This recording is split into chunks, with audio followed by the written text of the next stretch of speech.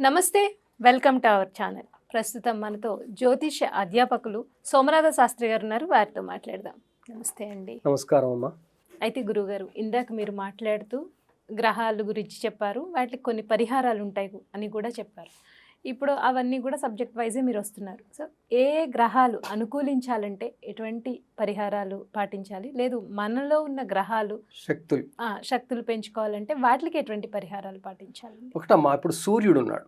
సూర్యుడు అంటే ఆయన ఆరోగ్యం భాస్కరాది చేత్ అన్నారు. అంటే మన శరీరంలో ఆరోగ్యం ఉండాలి అంటే సూర్యుడు కావాలి, అంటే సూర్యుని శక్తి కావాలి. అక్కడ బయట సూర్యుడిని కాదు. సూర్యుని శక్తి కావాలంటే మనం ఏం చేయాలి? ముందు సూర్యుడి ముందు నిలబడాలి. ఎప్పుడు నిలబడుతూ కూర్చుంటే మనకి మళ్ళీ బాగుండదు. అందువల్ల వాళ్ళు ఏం చేశారు?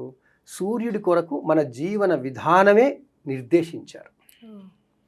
వాళ్ళు ఏమన్నారు? సూర్యుని శక్తి నీలో పెరగాలి అంటే నువ్వు సూర్యుడు వచ్చే ముందు లేచి ఉండాలి అన్నారు. అందువల్ల బ్రాహ్మీ ముహూర్తంలో లేవాలి అన్నారు.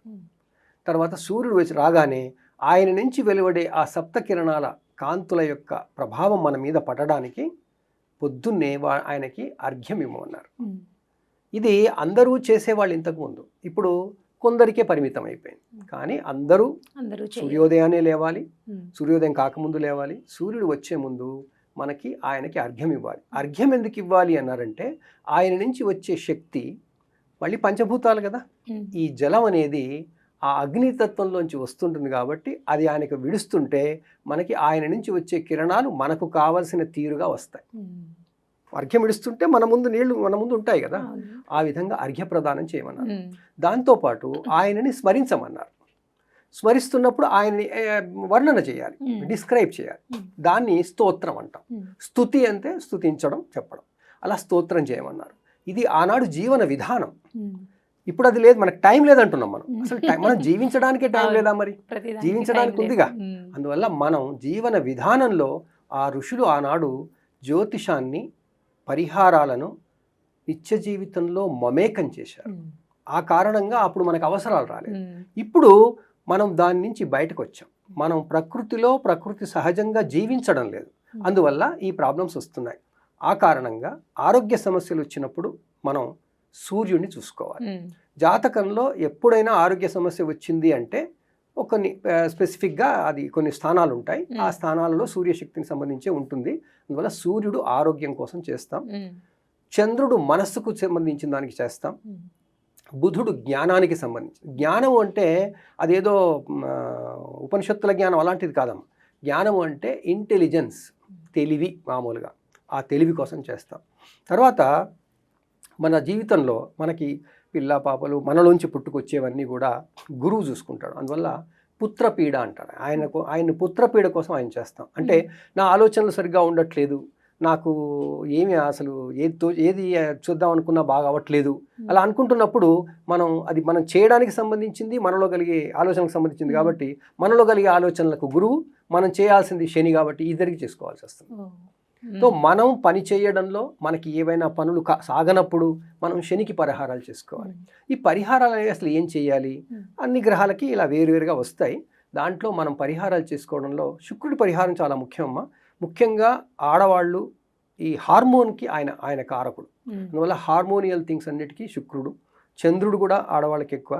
తర్వాత కుజుడు ఋతుక్రమానికి ఆడవాళ్ళకైతే, మగవాళ్ళకి ఫెర్టిలిటీ కోసం ఉంటుంది. ఏవైనా ఈ 9 గ్రహాల శక్తులకి పరిహారాలు చేసుకుంటున్నప్పుడు మనం చేయవలసింది ఏంటంటే ఆ శక్తిని ఇచ్చేటువంటి ధాన్యాలు మనం తినాలి. సూర్యుడికి గోధుమలు, చంద్రుడికి బియ్యం, తర్వాత మన గురువుకి శనగలు, ఇలా అవన్నీ ఉంటాయి. టీవీలలో చాలామంది చాలా రకాలు చెప్తారు. ఇప్పుడు అవి ముందు పరిమితంగా మనం తినడం చేయాలి ఫస్ట్. తర్వాత మనం ఎక్కువ తింటే మనకు అరగదు కదా మళ్ళీ. అందువల్ల దానం చేయాలి. సో దానము అనేది మొట్టమొదటి రెమెడీ. దానము అనగానే ఏంటి? ఎక్కడ ఏ గుళ్ళో ఏ అయ్యగారు ఉన్నాడు పట్టుకొని చేయడం కాదమ్మా. అవసరం ఉన్నవాడికి ఇవ్వాలి. అది అవసరం ఉన్నవాడు వాటిని తిని నాకు వీళ్ళు ఇవి ఇచ్చితే నేను తిన్నాను అన్న సంతృప్తి పడితే ఆ సంతృప్తి ఎనర్జీ మనకు వస్తుంది. దానం ఇంపాక్ట్ అంట. అలా మనం చేయాలి. ఆ తర్వాత దీనికన్నా ఇంకా మామూలుగా ఏంటంటే పూర్వజన్మ కృతం పాపం వ్యాధి రూపేణ పీడిత తత్ శాంతి, అంటే దాన్ని పరిహారం చేయడం కొరకు దానై ఔషధై మొదలు ఔషధాలు తీసుకోవాలి. అంటే ప్రాక్టికల్గా మందులు తీసుకోవాలి అనారోగ్యం వస్తే. అది సమస్యలు వస్తే అది తీసుకోవడానికి మనం ప్రయత్నాలు చేయాలి. మన చుట్టూ ఉన్న పరివారం అంతా చూడాలి, పరిస్థితులు చూడాలి, డిసిషన్ మేకింగ్ అంటాం, అవన్నీ చూసుకోవాలి. అంటే కూల్గా ఆలోచించాలి. కూల్గా ఆలోచించాలంటే గురువుని చేసుకుంటున్నట్టే, ఆలోచన గురువు కాబట్టి. ఆ విధంగా మనం కూల్ మైండ్తో సమస్యల్ని ఎదుర్కొని మెడిటేషన్ చేయమన్నారు దానికోసం. అలా మెడిటేషన్ చేస్తే తర్వాత మనం ఔషధాలు తీసుకుంటే జపం చేయమన్నారు. జపం తర్వాత దానం చేయమన్నారు. దానం చేసిన తర్వాత జపానికి ఎప్పుడైనా జపం చేస్తే తర్పణం హోమం అని 2 ఉంటాయి. దానికి 2 అటాచ్ 3. అందువల్ల జప హోమ తర్పణాలు చేయాలి. జపం అనేదేమో మానసికంగా ఆకాశ శక్తికి సంబంధించింది, హోమం అనేదేమో అగ్నికి సంబంధించింది, తర్పణం ఏమో జలానికి సంబంధించింది. సో అన్నీ మళ్ళీ పంచభూతాలకి ప్రార్థించడమే, ఆ పంచభూతాలని ప్రార్థించడమే పరిహారాలు అవుతాయి. ఇలా జప హోమ తర్పణాలు చేయాలి, దానాలు చేయాలి. తర్వాత మనం చేయవలసినవి అతి ముఖ్యమైనవి ఏమిటంటే, మనం సాధారణంగా స్తోత్రాలు చదువుతాం. స్తోత్రాలు చదువుకోవాలి. స్తోత్రాలు ఊరికే బ్రషప్ అన్నమాట. అది స్తోత్రం చదివితే మనం వార్మప్ అవుతాం. స్తోత్రం తర్వాత పైన కవచం అని ఉంటుంది. కవచం. సో ఏ గ్రహానికైనా కవచం ఉంటుంది, కవచం చదువుకోవాలి. ఇప్పుడు యాక్చువల్గా ఎవరో వచ్చి చదివాల్సిన పని లేదు, మనకి యూట్యూబ్లో వాటిలో ఉంటున్నాయి, అవి చదువుకోవచ్చు. తర్వాత అష్టోత్తర శతనామాలు ఉంటాయి, 108 పేర్లు, ఆ పేర్లు చదువుకోవాలి.